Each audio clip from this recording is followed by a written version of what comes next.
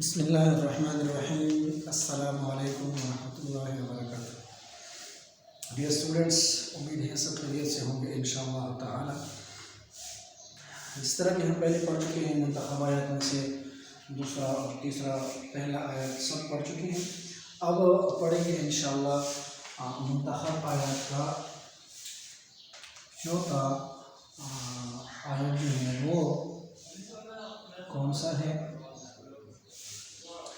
تو یہاں پہ عربی میں جو لکھا ہے قرآن مجید کی جو آیت ہے وہ ہے ان اکرمکم عند اللہ اتقاکم۔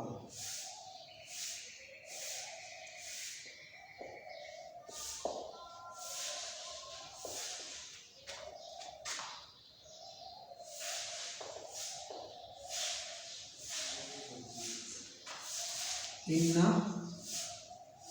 اکرمکم عند اللہ اتقاکم۔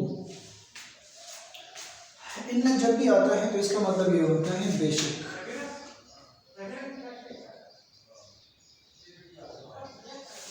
اکرمکم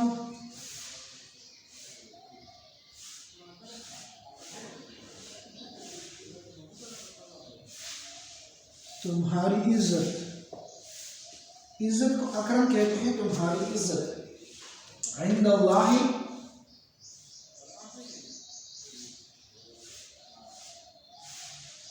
اللہ کے ہاں۔ اتقاکم، اتقا تقوی سے نکلا ہے، پرہیزگاری کو کہتے ہیں۔ اب اس کا بامحاورہ ترجمہ جو ہے وہ یہ ہے ان اکرمکم عند اللہ اتقاکم، بے شک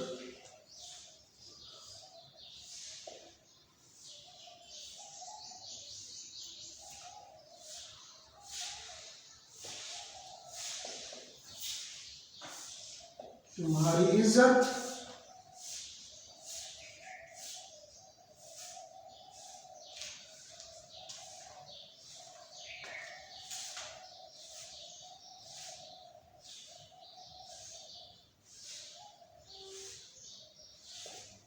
اللہ کے ہاں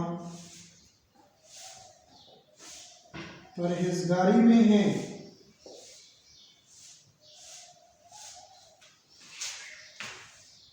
اب اس کی تشریح پڑھ لیتے ہیں۔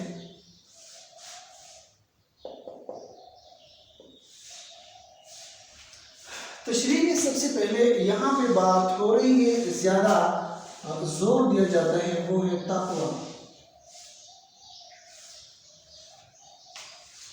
اب ہم لوگ تو دنیا میں عزت کی خاطر یا جاہ و جلال کی خاطر بہت سارے کام کر رہے ہیں۔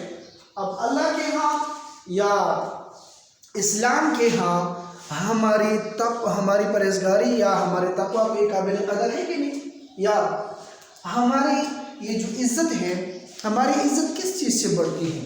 اسلام کے روشنی میں اللہ کے ہاں ہماری عزت، قدر و احترام یا اسی طرح ہمیں جو جاہ و جلال ملتا ہے یہ کس وجہ سے ملتا ہے؟ تو اللہ کے ہاں جو ہماری عزت ملتی ہے تو اس کا بنیادی وجہ کیا ہے؟ تقوی ہے۔ اللہ تعالیٰ تقوی کے ہاں لوگوں کو پسند کرتا ہے، اور اگر تقوی کسی کے اندر موجود ہے اس میں ظاہری بات ہے بہت ساری خوبیاں اور بھی ہوگی جس کو تشریح میں ہم پڑھیں گے۔ تقوی ایک ایسی بنیادی چیز ہے جس سے انسان بہت سارے لوگوں کو اپنی طرف کھینچ لا سکتا ہے، بالخصوص اللہ تعالیٰ کو بھی۔ اللہ تعالیٰ کی محبت، اللہ تعالیٰ کی قدر و منزلت یا اللہ تعالیٰ کے ساتھ عشق وغیرہ جو ہے وہ بھی تقوی کی بنیاد پر ہوتا ہے۔ اب تقوی جو ہے، تقوی اللہ کے ہاں تو محبوب ہے، لیکن مسلمان تقوی کی حیثیت سے تقوی میں کون سی چیزیں ہیں؟ سب سے پہلے جو روکی وہ ہے اخلاص۔ تقوی سے، اخلاص کی وجہ سے ہی تقوی آ سکتا ہے۔ اخلاص مطلب ہر کام میں بندہ اخلاص کے ساتھ پیش آئے، صحیح نیت کے ساتھ، درست نیت کے ساتھ پیش آئے، جس طرح کہ رسول اللہ صلی اللہ علیہ وسلم دوسری جگہ فرما رہے ہیں انما الاعمال بالنیات، اعمال کا دار و مدار صحیح نیت پر ہے۔ تو صحیح نیت یا اخلاص، اس کے ذریعے ہی تقویٰ مل سکتا ہے، پہلا پوائنٹ۔ دوسرا پوائنٹ جو ہے وہ ہے عمل صالحہ۔ عمل صالحہ کے بغیر کوئی بندہ تقویٰ کی اگر کوئی بندہ دعویداری کر رہا ہے تو اس کا مطلب یہ ہے کہ یہ اپنے عمل میں، یہ اپنی بات میں جھوٹا ہے۔ تو تقویٰ جو ہے وہ عمل صالحہ کے ذریعے ہی آ سکتا ہے۔ عمل صالحہ ہو تو تقویٰ آ سکتی ہے، عمل صالحہ نہیں ہے تو تقویٰ نہیں آ سکتی۔ تیسرا پوائنٹ جو ہے وہ ہے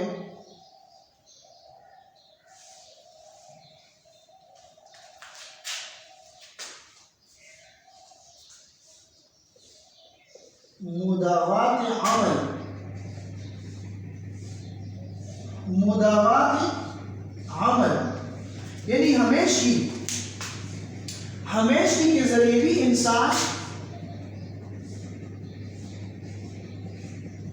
ایسا نہ ہو کہ آج تو ہم نے فار ایگزامپل 20 رکعت نوافل پڑھ لیے لیکن کل کوئی بھی نفل نہیں پڑھا، نہیں، ہر دن آپ نے استقامت کے ساتھ، مداومت کے ساتھ، ہمیشگی کے ساتھ اعمال کرنے ہیں۔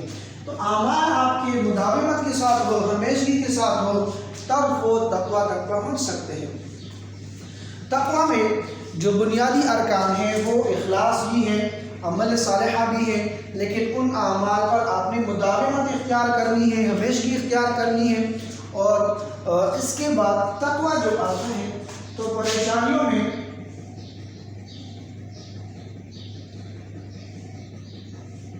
تکالیف اور صبر و استقامت۔ فار ایگزامپل آج کل جو ہے لوگ یہی کہتے ہیں کہ صبر اچھی چیز ہے، صبر اچھی بات ہے، لیکن اگر کوئی اس سے مطلب کوئی بھی بات ناخوشگوار موڈ میں یا اس طرح کوئی بات پیش آ جائے تو سب سے پہلے کیا کرتے ہیں، اس سے دگنا بدلہ لیتے ہیں، دگنا بدلہ لینے کی کوشش کرتے ہیں۔ تو یہ صبر نہیں ہے۔ تکالیف جب آتی ہے، پریشانی جب آتی ہے، کسی انسان کی طرف سے ہو، خواہ اللہ تعالیٰ کی طرف سے ہو، کسی اور ذریعے سے ہو، آپ نے صبر استقامت سے کام لینا ہے۔ اس طرح قرآن مجید میں اللہ تعالیٰ خود ہی فرما رہے ہیں مومنوں کی صفات میں کہ الذین اذا اصابتہم مصیبت، جب ان کے ہاں کوئی مصیبت پیش آ جاتی ہے، مصیبت درپیش ہوئی ہے، قالوا انا للہ و انا الیہ راجعون، تو وہ کہتے ہیں کہ بے شک ہم اللہ ہی کے لیے ہیں اور اللہ تعالیٰ کی طرف ہماری رجوع ہے، یعنی صبر سے کام لیتے ہیں۔ تو مصیبت آنی ہے، مطلب دنیا میں تو مصیبتیں ضرور پیش آنی ہیں، لیکن مصیبتوں پر تکالیف بھی ہم برداشت کریں گے تب تقویٰ تک پہنچ سکیں گے۔ پرابلم تو آج کل یہی ہے کہ لوگ تکالیف پہلے تو برداشت نہیں کر سکتے، اور اگر تکالیف آ بھی گئے تو اپنی حدود اتنی حد تک کراس کر لیتے ہیں کہ اپنا سب کچھ بھول جاتے ہیں اور دوسرے سے بدلے کی ٹھان لیتے ہیں کہ میں نے جب اس سے بدلہ نہ لیا ہو تو میں وہ نہیں کر سکتا۔ تو تکالیف میں صبر بھی ہے اور تکالیف سے عفو درگزر بھی ہے۔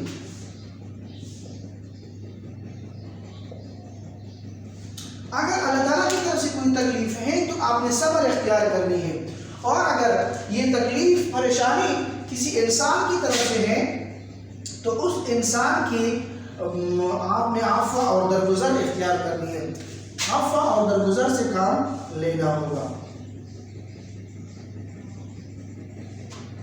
عفو اور درگزر سے کام لینا ہوگا۔ اور پھر آخر میں جو بات ہے وہ ہے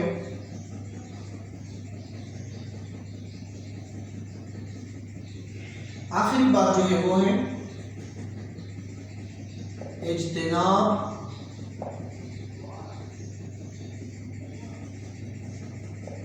گناہوں سے، گناہوں سے دوری، گناہوں سے دور ہونا، یہ تقویٰ کی بنیادی ارکان ہیں۔ اگر گناہوں سے دوری نہیں ہے، اگر اخلاص نہیں ہے، اگر عمل صالحہ نہیں ہے، اگر اس اعمال پر مداومت نہیں ہے، تکالیف پر صبر نہیں ہے، عفو درگزر نہیں ہے، اگر آپ تقویٰ کے دعوے کر رہے ہیں تو یہ بالکل غلط ہے۔ اگر ہم تقویٰ تک پہنچنا چاہتے ہیں تو سب سے پہلے ہم نے کیا کرنا ہوگا؟ اپنے اعمال میں اخلاص لانا ہوگا، اپنے اعمال کو درست طریقے سے کرنا ہوگا اور اپنے اعمال صالحہ کو جاری رکھنا ہوگا، نیک اعمال کو جاری رکھنا ہوگا، برے اعمال سے بچنا ہوگا، مداومت اختیار کرنی ہوگی اچھے اعمال پہ، اور تکالیف پر صبر عفو درگزر بھی کرنا ہوگا۔ مطلب کہ ہم ماحول میں، انوائرمنٹ میں ایسے پیش آ سکیں کہ لوگ سچ میں مسلمانوں سے امپریس ہو جائے اور لوگ سچ میں مسلمانوں کو رشک کی نظر سے دیکھیں۔ آج کل جو لوگ مسلمانوں سے متنفر ہوتے ہیں تو یہی بات ہے کہ اللہ تعالیٰ کے ہاں جو کیٹیگری، اللہ تعالیٰ کے ہاں جو معیار رکھا گیا ہے، جو موازنہ رکھا گیا ہے یا جو معیار بتایا گیا ہے وہ تقویٰ ہے، اور ہم سوچتے ہیں کہ نہیں، ہماری کامیابی تو دولت میں ہے، ہماری کامیابی تو شہرت میں ہے، ہماری کامیابی تو بڑے بڑے بنگلوں میں ہے، بڑی بڑی گاڑیوں میں ہے، اور ہماری کامیابی تو عیش و عیاشی میں ہے۔ حالانکہ اس طرح نہیں ہے۔ اگر ہم کامیابی چاہتے ہیں تو تقویٰ ہم نے اختیار کرنا ہوگا۔ تقوی کے لیے ہمارے پاس جو ریکوائرمنٹ چیزیں ہیں، ریکوائرمنٹ اصول ہیں، وہ یہی ہوں گے، اور اگر یہی سب جو ہے وہ ہمارے لائف میں ہے تو ہم کامیاب ہو سکتے ہیں۔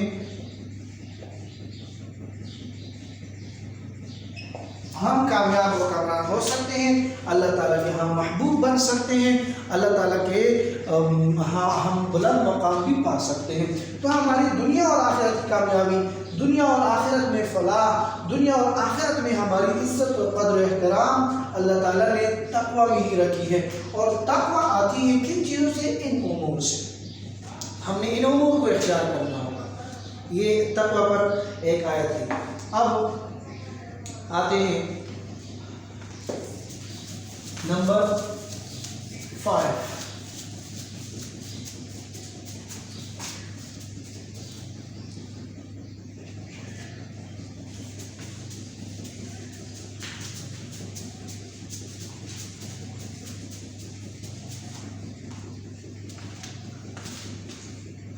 نمبر آیات جو ہے وہ ہے ان فی خلق السماوات والارض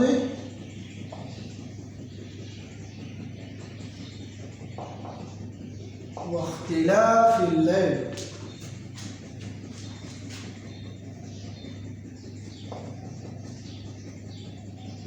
والنهار لآيات لأولي الألباب۔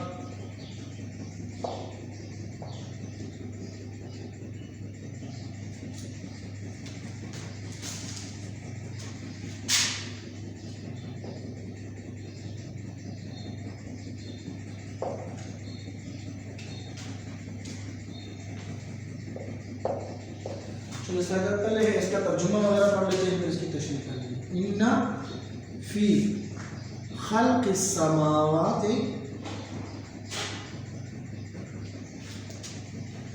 والارض واختلاف الليل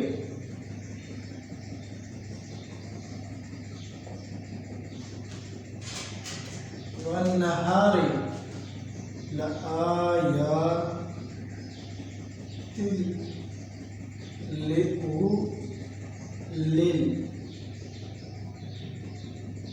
الباب۔ انہیں تو میں نے پہلے ہی بتایا تھا کہ جب بھی سٹارٹ میں آتا ہے تو اس کا مطلب ہوتا ہے بے شک۔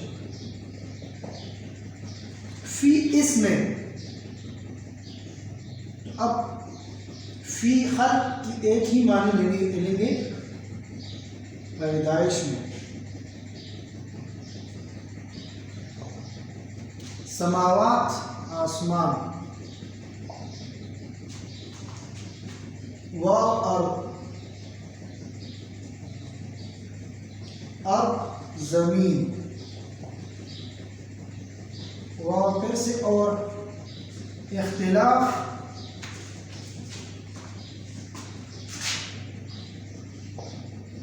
بدلنا، لیل رات، اور نہار، نہار کا مطلب ہے دن، آیات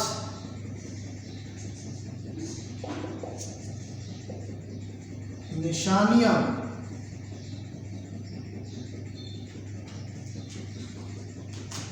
اولی الالباب عقل والے۔ اب بمحاورہ ترجمہ کی طرف آتے ہیں۔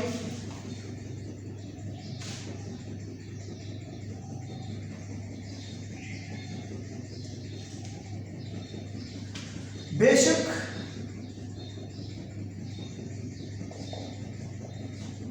زمین اور آسمان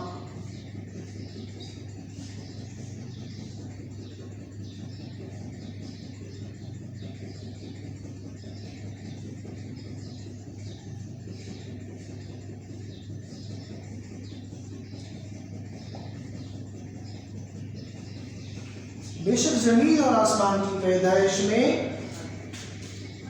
اور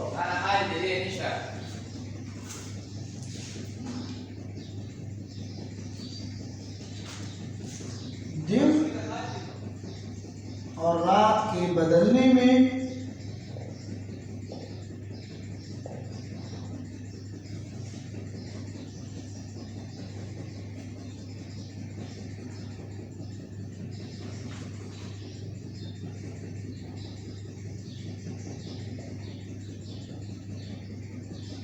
عقل والوں کے لیے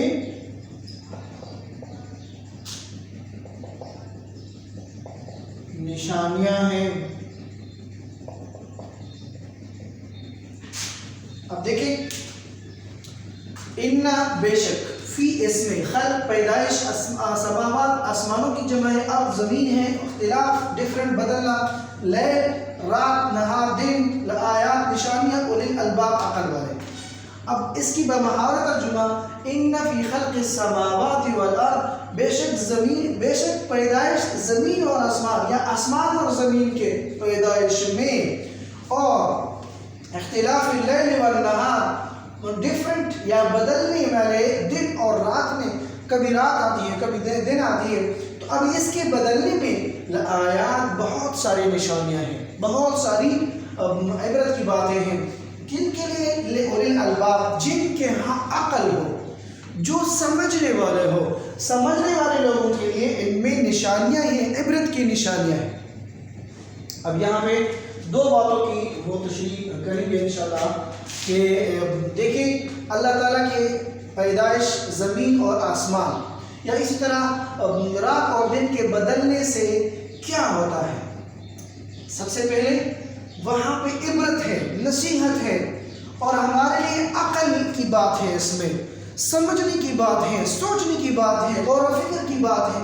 یہاں پہ اللہ تعالیٰ غور و فکر کی بات کر رہے ہیں کہ ہمیں غور و فکر کرنی چاہیے کہ اللہ تعالیٰ نے کس لیے پیدا فرمایا ہے، یا دن اور رات کیوں آتے ہیں، یہ نشانیاں اللہ تعالیٰ کی طرف سے جو ہیں کس لیے ہیں۔ تو اس کی تشریح کریں گے، کہ تشریح میں تھوڑا سا سمجھ آ جائے گا اور بھی کہ یہ اللہ تعالیٰ نے کیوں پیدا فرمائے ہیں اور اس کا بنیادی وجہ کیا ہے۔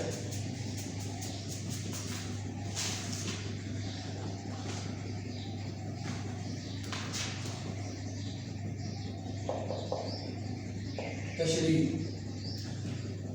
اب تشریح جو ہے سب سے پہلے یہاں پہ کیا بات ہو رہی ہے،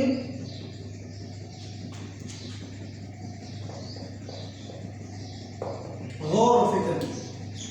اب غور و فکر جو ہے اللہ تعالیٰ نے ضروری رکھی ہیں، اور اللہ تعالیٰ نے غور و فکر پہ بات کی ہے کس لیے۔ ہاں، سب سے پہلے غور و فکر پہ بات کر لیتے ہیں۔ اللہ تعالیٰ نے غور و فکر کے لیے زمین و آسمان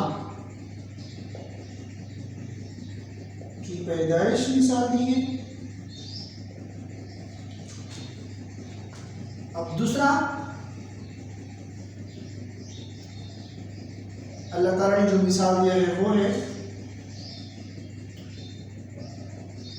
دن اور رات کا بدلنا، ایک اور جگہ پہ مثال ہے،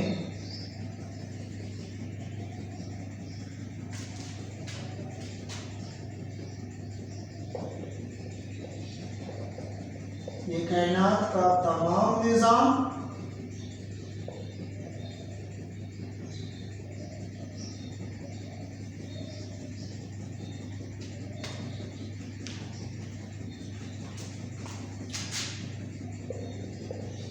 یہ دنیا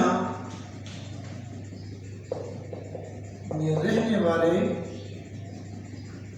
مخلوقات، دیکھیں ہمیں غور و فکر کرنا ہے، غور و فکر کریں گے ہم زمین و آسمان کی پیدائش میں، دن اور رات کی بدلنے میں، یہ تمام کائنات کے نظام میں، دنیا میں رہنے والے مخلوقات کے بارے میں ہم غور و فکر کریں گے تو ہمیں سمجھ آ جائے گا پھر کہ یہ دنیا کا تمام نظام جو ہے یہ اللہ تعالیٰ نے پیدا فرمایا ہے، اس میں ہم غور و فکر کریں گے، اس میں ہم سمجھیں گے، اس میں نصیحت حاصل کریں گے تو کیا ہوگا؟ تو اس کے بعد کیا ہوگا؟ اللہ تعالیٰ کی معرفت یا اللہ تعالیٰ کی نزدیکیت یا اللہ تعالیٰ کا قرب حاصل ہوگا۔ اللہ تعالیٰ کی نزدیکیت ہمیں حاصل ہوتی ہے کن چیزوں سے؟ ہم زمین و آسمان کی پیدائش میں غور کریں، انسان کی پیدائش پر غور کریں، مخلوقات کی نظام پر غور کریں، یہ دنیا کا نظام پہ غور کریں، دنیا میں رہنے والے جو مخلوقات ہیں اس پہ غور و فکر کریں، تب ہمیں اللہ تعالیٰ کی معرفت، اللہ تعالیٰ کی پہچان، اللہ تعالیٰ کی محبوبیت، اللہ تعالیٰ کی قرب جو ہے ہم حاصل کر سکتے ہیں۔ یہاں تک تقریباً 5 آیات کا منتخب آیات جو ہے اس کی ترجمہ اور تشریح ہم پڑھ چکے ہیں، انشاءاللہ باقی اگلے کلاس میں پڑھیں گے۔ فی الحال اجازت چاہتے ہیں، اللہ حافظ۔